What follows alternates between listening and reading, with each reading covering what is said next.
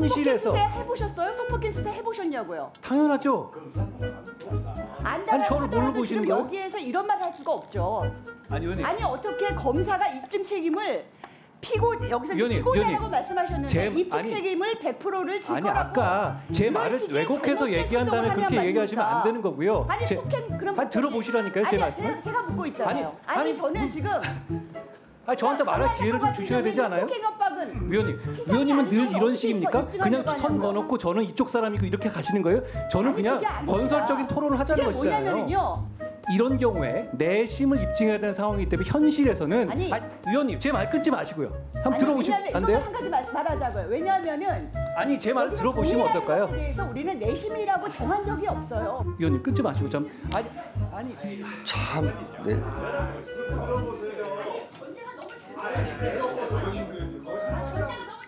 네, 아까 그 비동의 간음과 관련돼서 뭐 들이댔던 통계나 이런 부분들 체크해 보셨나요?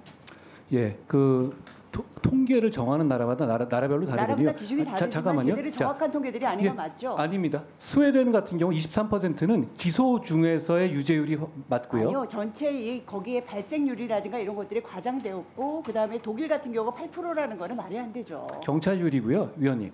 제가 이것이 아니라는 거는 여기서 확인된 거고요. 아니 그렇지 않아요. 여기서 이제 이어서 얘기하겠습니다. 아니 위원님이 아니라고 한다고 아니게 되는 건 그와 아니죠. 관련된 보고를 해주시고요. 예. 보고를 해주시고. 아니 그렇게 아니라고 단정하시고 그걸 전제로 말씀하시면 안 되고요. 통계에서 저도 예. 확인한 바이고 거기서 그 검찰에도 제가 확인해서 제가 말씀하는 거는 네. 입증 책임의 문제 때문에 억울한 사람이 처벌할 수 있다는 점을 중점적으로 말씀드린 거라는 아니 걸 입증 말씀드릴게요. 책임에 관련한 얘기를 좀 하자고요. 일단 그 한국 여성 정책 연구원이 아까도 얘기 드렸었습니다만 이제 우리 현실을 좀 말씀드리는 겁니다.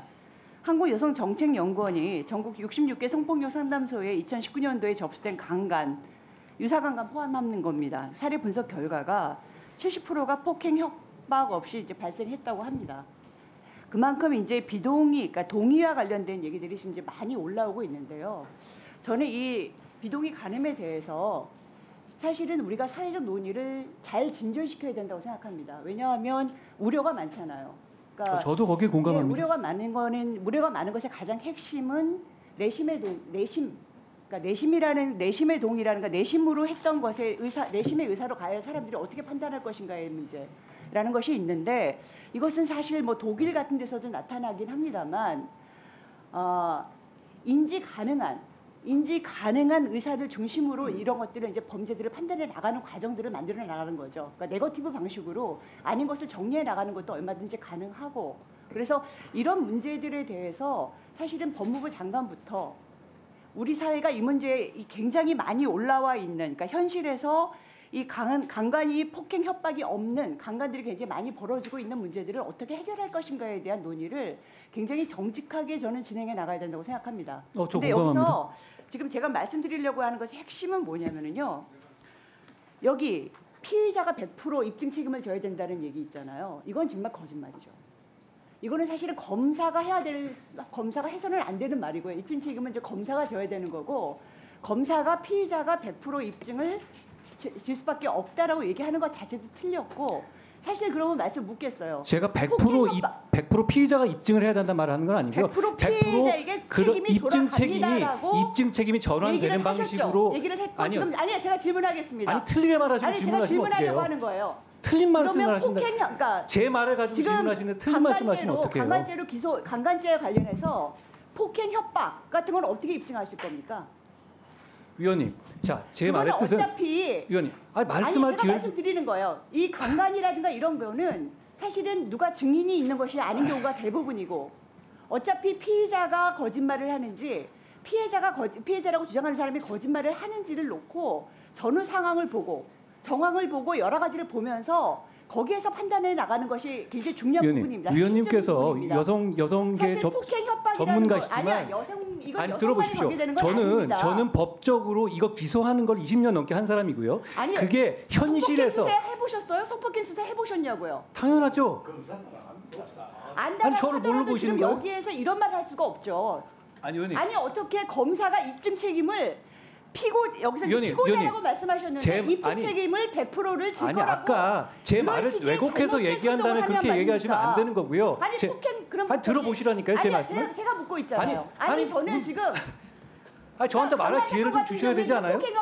위원님, 위원님은 늘 이런 식입니까? 그냥 선 거놓고 저는 이쪽 사람이고 이렇게 가시는 거예요? 저는 그냥 건설적인 토론을 하자는 것이잖아요. 뭐냐면요, 지금 사람들이 이 문제와 관련돼서 굉장히 오해가 많고 위원님, 우려가 저한테 많은데 말할 기회를 주셔야죠. 법무부 장관이 일단, 아니 말할 기회를 주시면 안 됩니까? 좀? 아니요, 이따가 얘기를 하세요.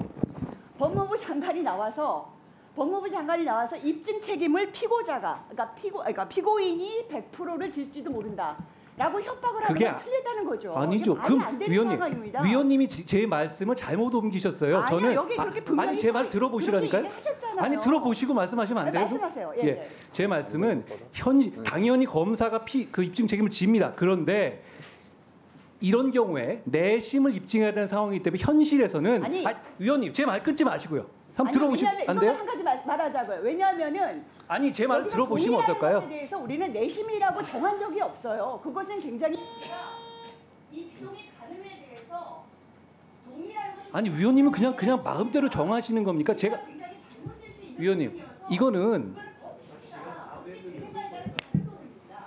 근데 이거를 지난번에 분명히 그렇게 말씀하셨어요. 제가 한 말인데 제 말을 자꾸 끊으시면 어떡해요? 자, 제 말 장관님 들어보시라니까요. 잠시만요. 100% 피고인에게 입증 책임이 돌아갑니다라고 얘기했어요. 자, 이거는 사실 검사 잠시만요. 말이 아니고요. 검사할 수 있는 말이 아닙니다. 이런 식으로 이 비동의 가늠이라는 거는 굉장히 우리가 사회적으로 논의를 잘 진전시켜 나가야 될 부분인데 법무부 장관이 일단 이 법적인 팩트부터 시작해서 다른 나라의 팩트부터 시작해서 계속 틀린 사실을 가지고 와서 위원님 토론을 못하게 하시네요. 그걸 자, 이제 장관님 제 말씀은 당연히 범죄의 입증 책임은 검사한테 있죠. 그거 기본 중에 기본입니다. 제 말들은 뭐냐면 이런 조문 구조 하에서라면 실질적 현장에서는 100% 피고인이 그걸 입증해야 되는 시스템으로 움직일 거라는 거예요. 제 말 막지 마시고요. 권인숙 의원님 이제 답변 들을 시간입니다. 권인숙 의원님 위원님 제가 검사 25년 한 사람인데 그걸 법정에서 어떻게 움직이지 않는다고. 자, 권인숙 의원님. 권인숙 의원님. 독일만 지금 아까 얘기했죠. 제가 스웨덴의 유죄인을 얘기하지 않았는데 왜 스웨덴의 유죄인이라고 얘기합니까? 스웨덴의 유죄를 제가 설명하면 안 됩니까? 자, 의원님, 제가 의원님하고 싸우자는 게 아니라 건설적인 논의를 하자는 거잖아요. 우리 좋은데요. 거짓말을 가지고 와서 얘기를 해서 이걸 마치 비동의 가늠에 대해서는 얘기할 거리가 없다는 듯이 그런 식으로 막 문제를 몰고 가는 것의 그 태도에 대해서 제가 말씀드리는 겁니다. 자, 이제 권인숙 의원님 이제 정리됐습니다. 자, 이제 법무부 장관 답변하십시오. 제 말씀은 내심의 문제고 그러면 둘 관계에 있어서 의원님 끊지 마시고 참. 전제가 너무 잘못돼서 법무부 장관이 이렇게 말하면 안 되는 거라고요. 법무부 장관이 어떻게 말하는 걸 왜 권인숙 의원님이 정하십니까? 제 말을 좀 들어주시면 안 될까요? 이제 법무부 장관 답변하십시오.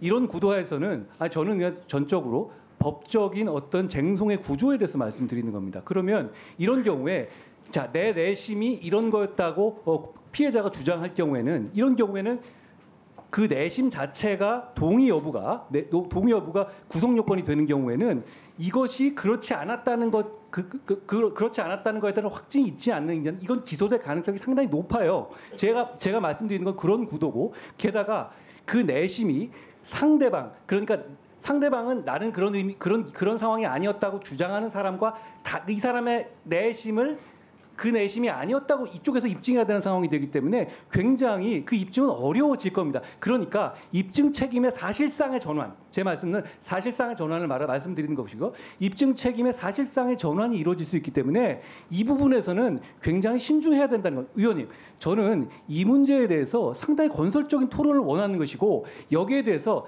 사실 제 주위에 있는 사람들이 이 이슈에 끼지 말라고 저한테 많이 그랬거든요. 근데 저는 제가 생각하는 어떤 논점에 대해서 제가 이걸 이 주제 자체를 뭐 봉쇄한다 이런 취지가 전혀 아니지 않습니까? 저는 이런 문제가 있고 이렇기 때문에 제 입장은 이러니까 여기에 대해서 반박하거나 그러고 서로 간에 토론을 통해 가지고 건설적인 지향점을 만들어자 이런 취지거든요. 그런데 의원님은 말끝마다 제가 무슨 거짓말을 했다는 아니 뭘 거짓말을 했다는 거예요? 그리고 스웨덴에 관해서 23%의 유죄율이 있다는 거 그걸 얘기하면 안 됩니까? 제가 위원님한테 허락받고 얘기해야 되는 거예요? 아니 권인숙 위원님이 의원님, 묻는 것만 제가 얘기해야 되는 건 아니잖아요. 권인숙 의원님, 아니 제가 뭘 얘기하는 거에 대해서 위원님한테 허락받아야 되는 건 아니잖아요. 저는 좀 건설적인 논의를 할 수 있는 기회가 있었으면 좋겠습니다. 답변 다 하셨습니까? 네. 자, 유상범 의원님 질의하시기 바랍니다. 의원님, 제가 질문할 거 다 잊어먹었어요. 아니 상대방 의원이 잘 됐다 그렇게 말씀하시면 곤란하죠. 좀 덜 있으죠 앞으로. 아유. 자 먼저 우리 김건희